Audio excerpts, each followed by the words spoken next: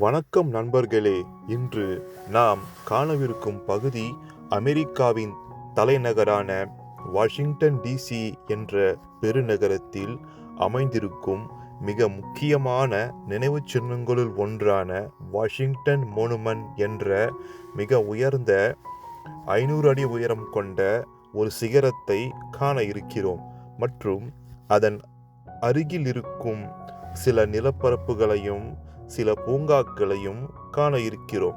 இன்று பனிக்காலத்தின் காரணமாக, பனிப்பொழிவின் காரணமாக வாஷிங்டன் என்ற நகரம் பனியால் போர்த்தப்பட்டு எங்கும் பனி சூழ்ந்து காணப்படுகிறது. இங்கு உள்ள வீடுகள், தெருக்கள், பூங்காக்கள், நினைவு சின்னங்கள், குளங்கள், ஆறுகள் எல்லாம் பனியால் மூடி காணப்படுகிறது.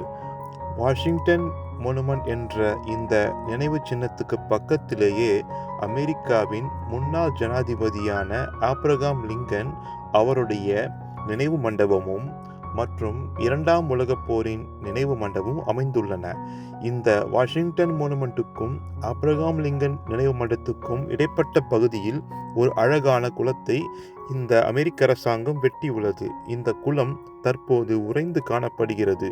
இந்த வீடியோவும் இந்த குளத்தின் மேலிருந்தே எடுக்கப்பட்டுள்ளது.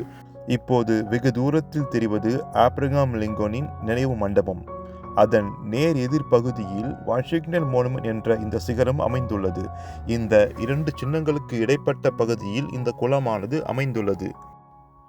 வாஷிங்டன் மோனுமெண்ட் என்ற அந்த உயர்ந்த சிகரத்தையும் ஆப்ரகாம் லிங்கனுடைய நினைவு மண்டபத்தையும் இந்த குளம் பிரதிபலிக்கும் வகையில் அழகாக அமைக்கப்பட்டுள்ளது.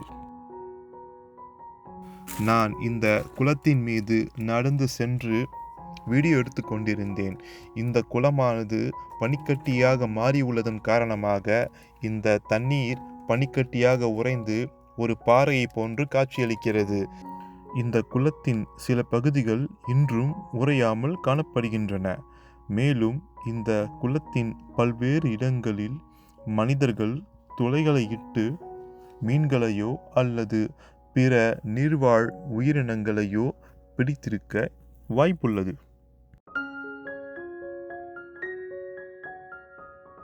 இந்த குளத்தில் சில பகுதிகள் உறையாமல் காணப்படுது. நீங்கள் பார்க்கும் இந்த காட்சியானது நான் அந்த குளத்தில் உறையாத இடத்திற்கு சென்று எடுத்த வீடியோவாகும்.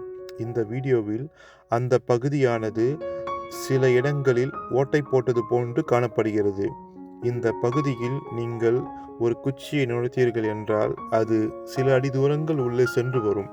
மற்ற பகுதிகளில் இந்த குளமானது ஒரு நிலப்பரப்பை போல காணப்படுகிறது. இந்த குளம் முழுவதுமாக உறைந்து காணப்படுவதால் இதன் மீது எவரும் எளிதாக ஓடி ஆடி விளையாடவும் முடியும். யாரோ ஒருவர் இந்த இடத்தில் ஒரு துளையை போட்டதாலே உள்ளே உள்ள தண்ணீர் நமக்கு மிக தெளிவாக காட்சியளிக்கிறது. மற்ற இடங்கள் பனியால் பொருத்தி ஒரு உறைபனியாலே மூடப்பட்டுள்ளது.